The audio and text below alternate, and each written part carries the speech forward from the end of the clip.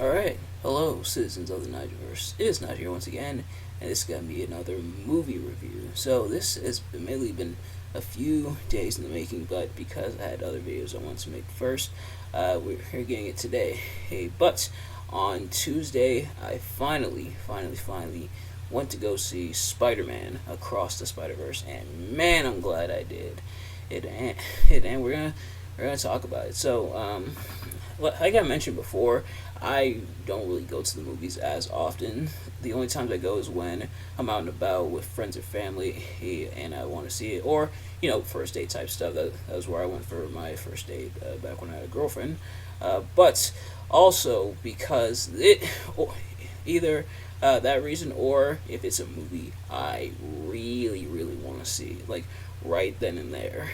And this movie, with the ticket and the concessions, kind of cost me an arm and a leg a little bit. Thanks, Regal, but I definitely want to see this movie. I rewatched Into the Spider-Verse not too long ago. If you haven't already, go check out that review. But I knew I had to see this movie right in theaters, and man, I am so glad I did. It's very rare for sequels to live up to the original, but this one definitely did, and we're gonna talk about it obviously, but we're also gonna ask which one is better, the sequel or the original. But as always, I'm not professional movie reviewer, movie analyst, or anything like that.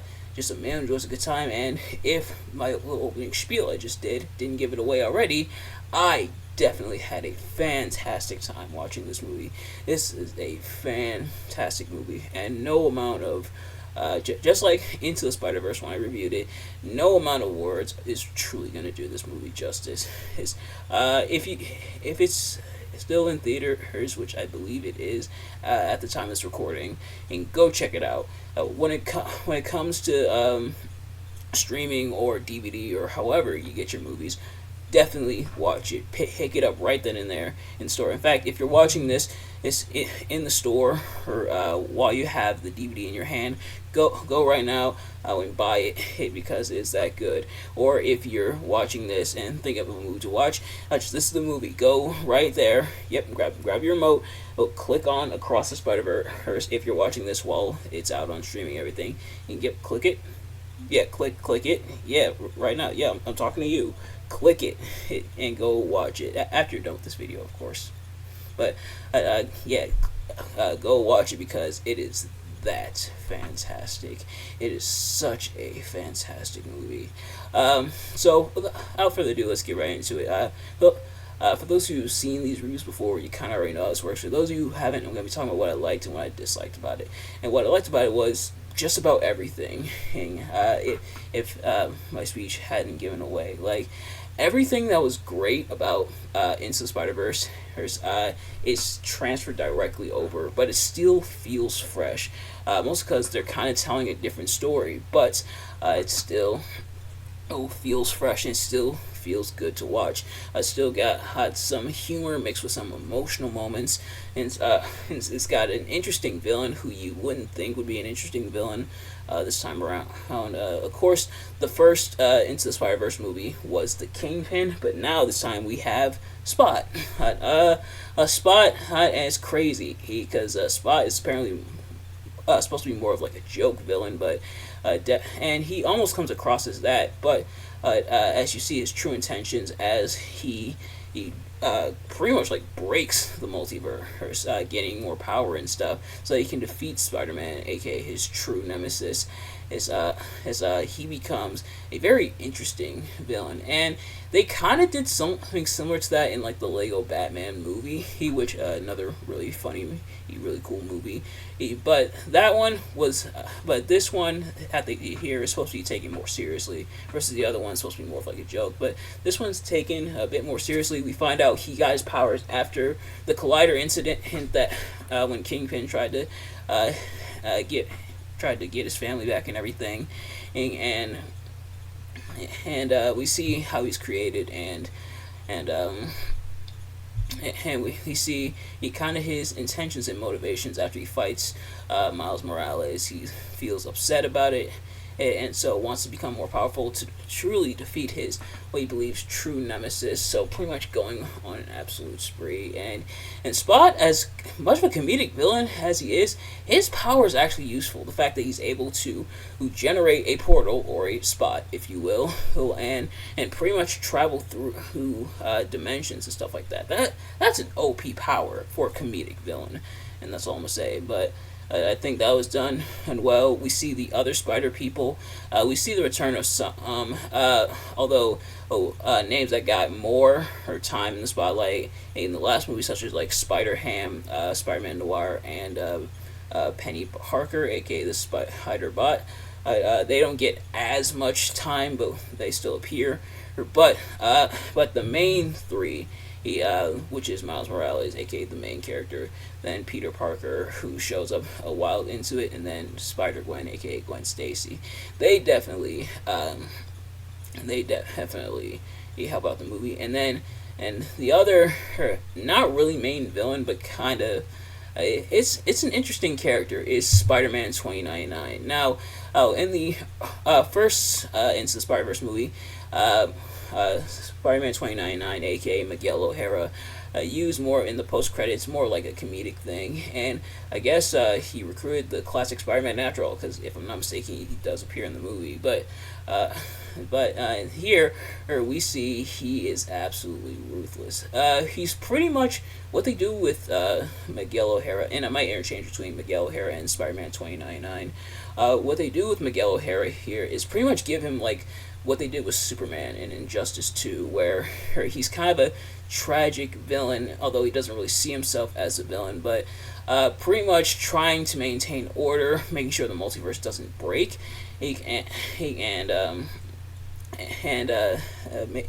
sure that things are in control, and to the point where he goes essentially on a mad power trip. And we see how he interacts with Miles and everything. He straight up calls Miles a mistake because the spider that bit Miles accidentally came from another dimension, meaning Miles probably wasn't supposed to get the spider powers in the first place. At least he's what Spider-Man 2099 alleges.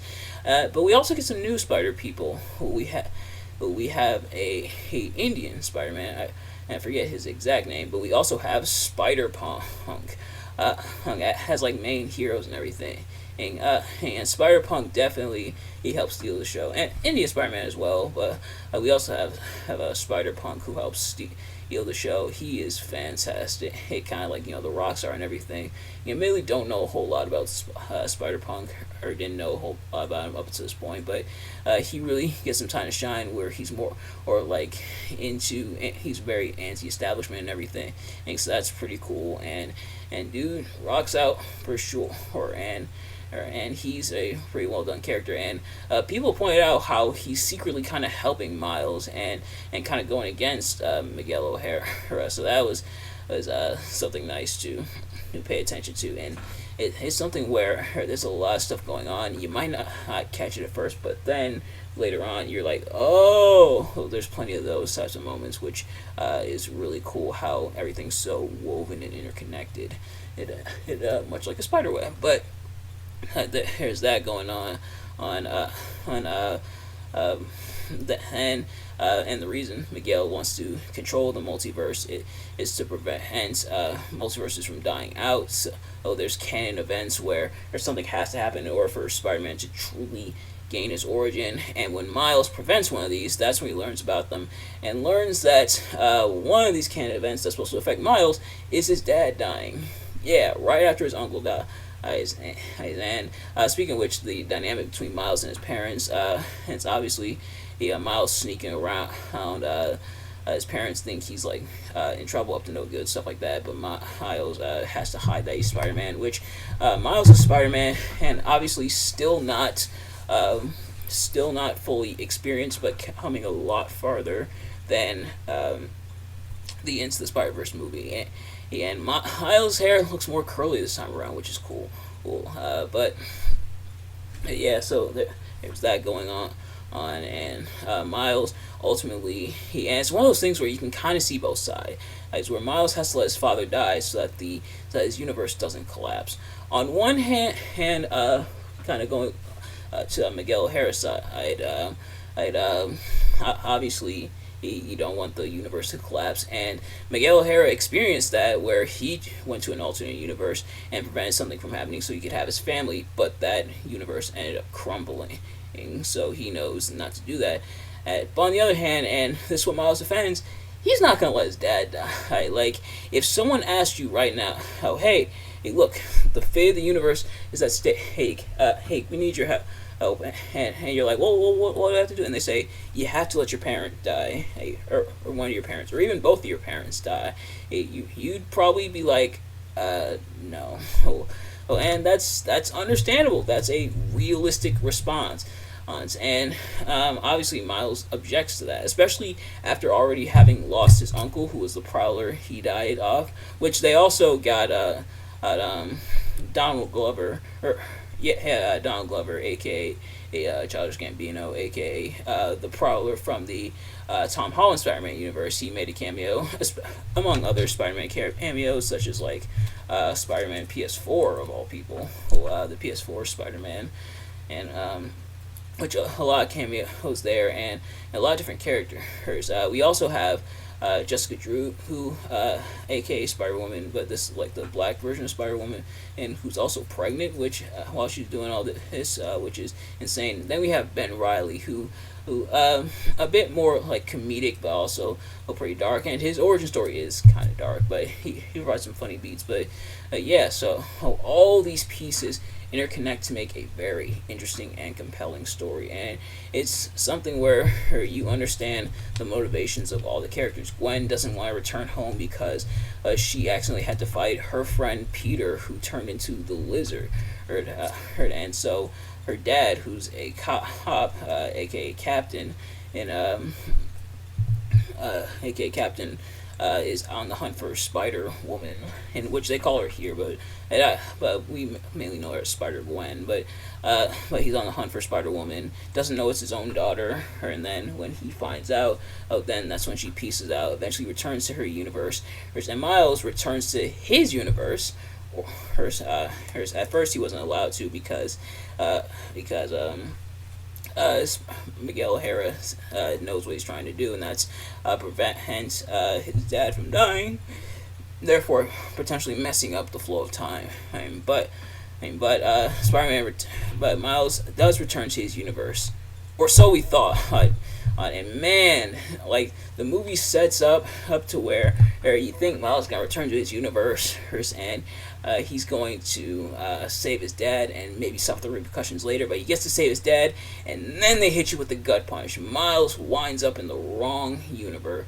There's a universe where there is no Spider-Man, and he has an alternate version of himself who is the Prowler. Now, they say there's a theory going around that they say that this version of the Prowler might be a hero, because this is a universe without heroes. Yeah, so we have to wait, I believe, until next year to see what happens, how it climaxes in Beyond the Spider-Verse, because this Across the Spider-Verse and Beyond the Spider-Verse are supposed to be kind of like a two-part movie. But yeah, I'm definitely excited, and man, what a emotional roller coaster.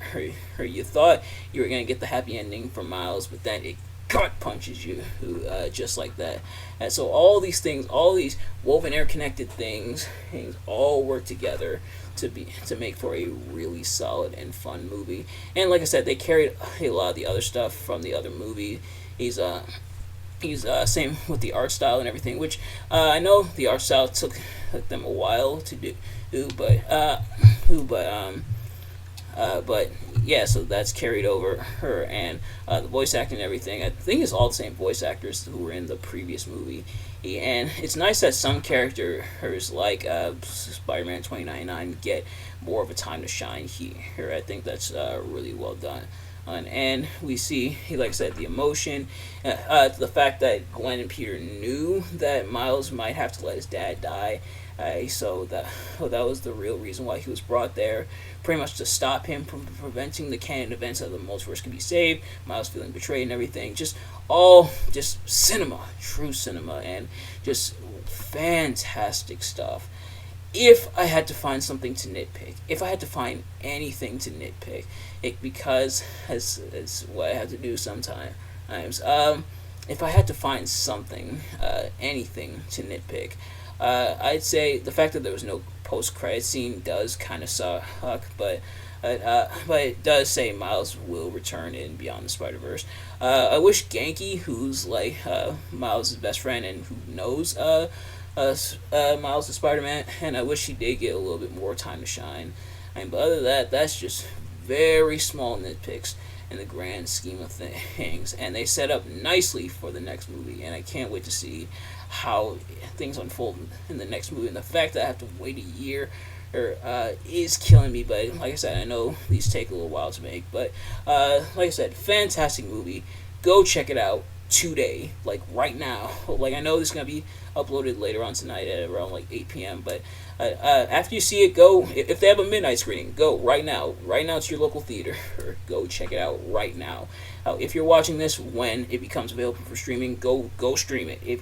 If you're watching this while in the store, go pick it up. Go to the electronics area.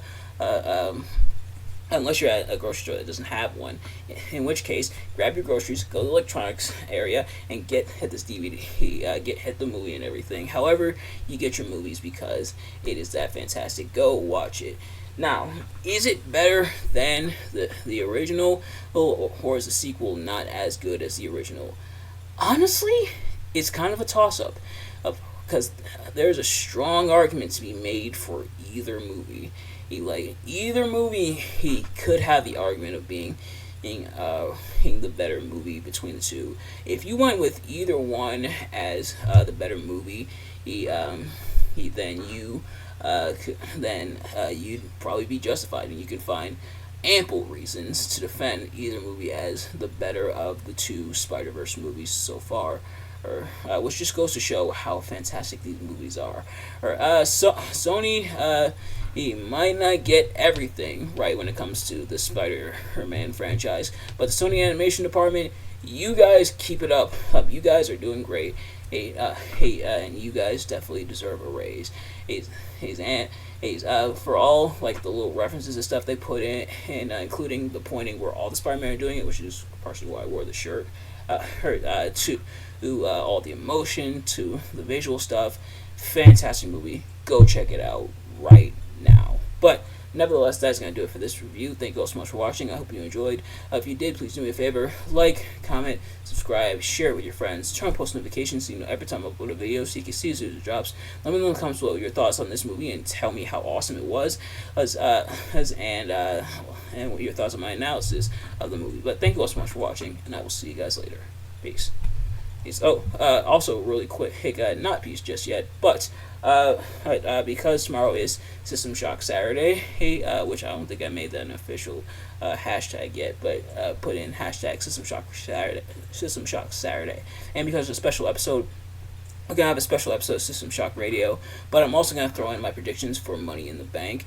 Now, unfortunately, because Money in the Bank will start at 2 p.m. right as I'm about to go into work, I'll have to watch it when I get home, but it'll still be up in time for Sunday, so I'll watch that then. But by the time System Shock Radio is uploaded, Money in the Bank will have come and gone, but I will not have actually watched the event yet. So I'll watch it, review it for Sunday, and that will be up Sunday. But tomorrow, I think you're gonna like tomorrow's episode of System Shock Radio, because it's definitely an interesting one, and both for good and for bad. But nevertheless, thank you all so much for watching, and I will see you guys later. Peace.